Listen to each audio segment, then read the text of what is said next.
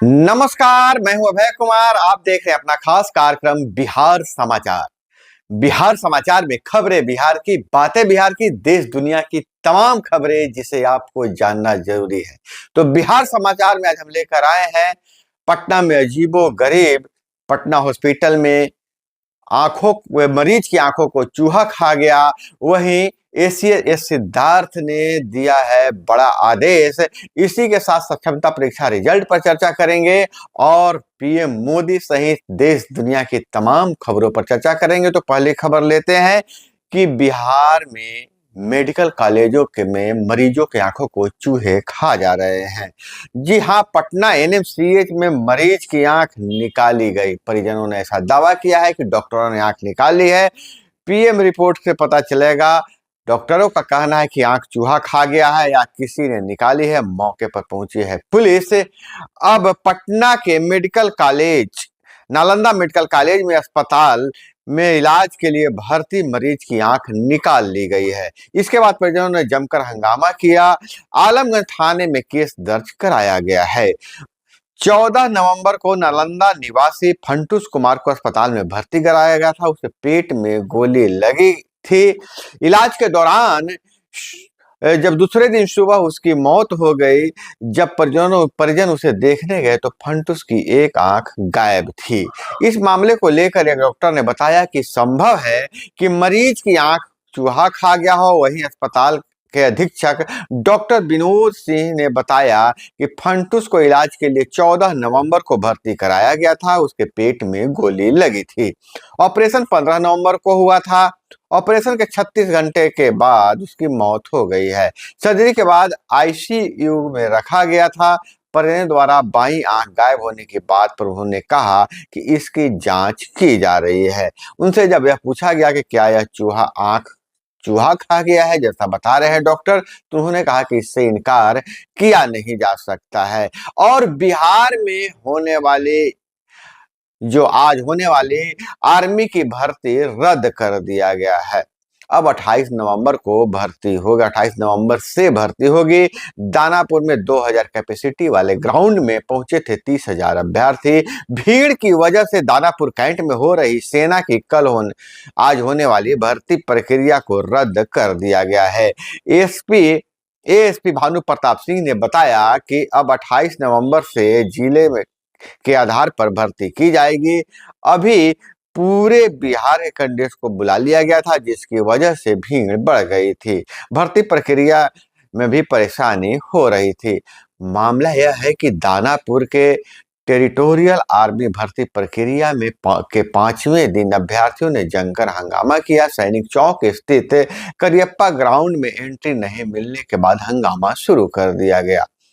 भीड़ को कंट्रोल करने के लिए पुलिस ने हल्का बल प्रयोग करते हुए सभी को मौके से खदेड़ दिया है। सैन्य अधिकारी फिलहाल इस पर कुछ बोलने से बच रहे हैं। भर्ती प्रक्रिया में शामिल होने पूरे बिहार से 25 से 30 हजार के करीब अभ्यर्थी पहुंचे थे, लेकिन ग्राउंड की क्षमता 15 से 2000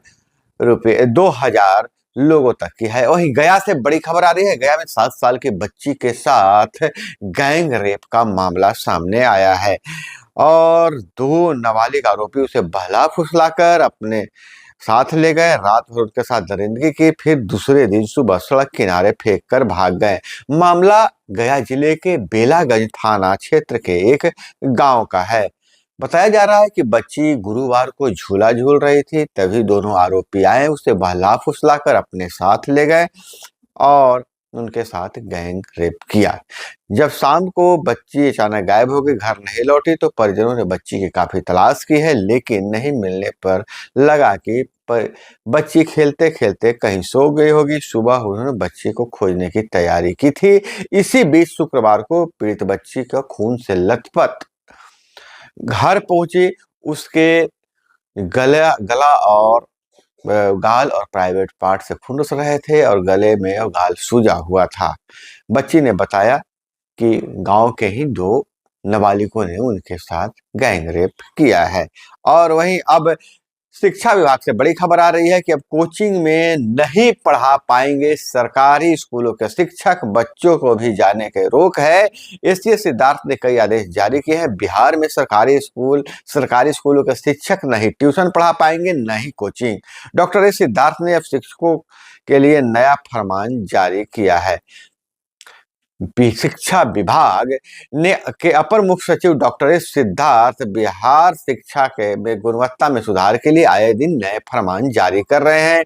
इस कड़ी में उन्होंने एक बार फिर फरमान जारी कर दिया है, जिससे कई शिक्षकों की परेशानी बढ़ गई है। डॉक्टर एस सिद्धार्थ के नए फरमान के मुताबिक सरकारी स्कूलों में पढ़ाने वाले शिक्षक न ही बच्चे को ट्यूशन पढ़ा सकेंगे, न ही कोचिंग में पढ़ा पाएंगे। वहीं सरकारी शिक्षक अपना कोचिंग भी नहीं चला पाएंगे।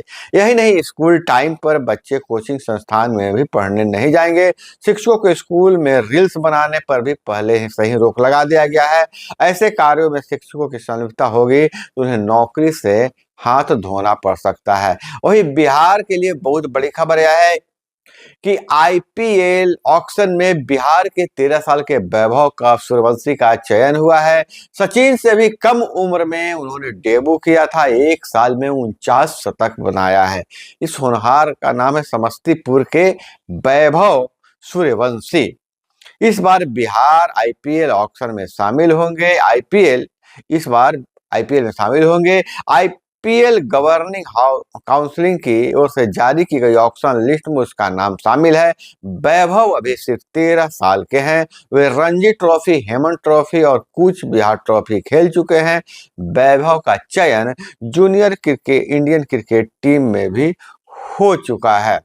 और इधर प्रधानमंत्री नरेंद्र मोदी नाइजीरिया के दौरे पर रवाना हो गए हैं। 17 साल बाद भारतीय पीएम का दौरा है। यहाँ 150 से ज्यादा भारतीय कंपनियां काम कर रही हैं। आपको आश्चर्य होगा कि 2 लाख करोड़ से ज्यादा का यहाँ कारोबार होता है।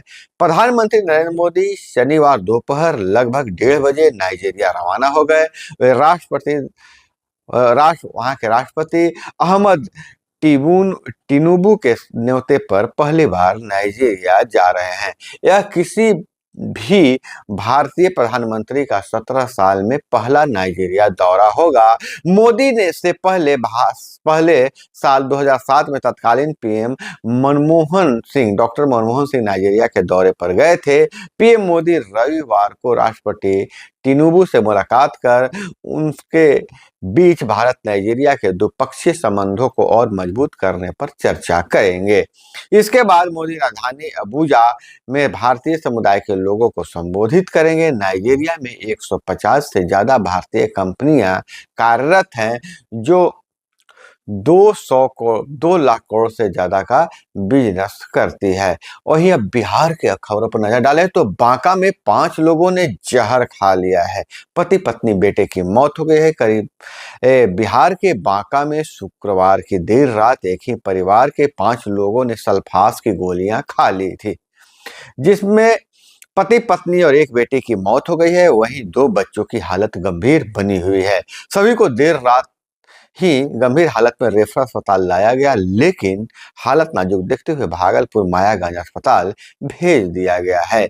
इलाज के दौरान शनिवार की सुबह परिवार के मुखिया कन्हैया महतो 40 वर्षीय और उनकी पत्नी 35 वर्षीय गीता देवी की मौत हो गई। वहीं 12 वर्षीय बेटे धीरज की भी मौत हो गई है।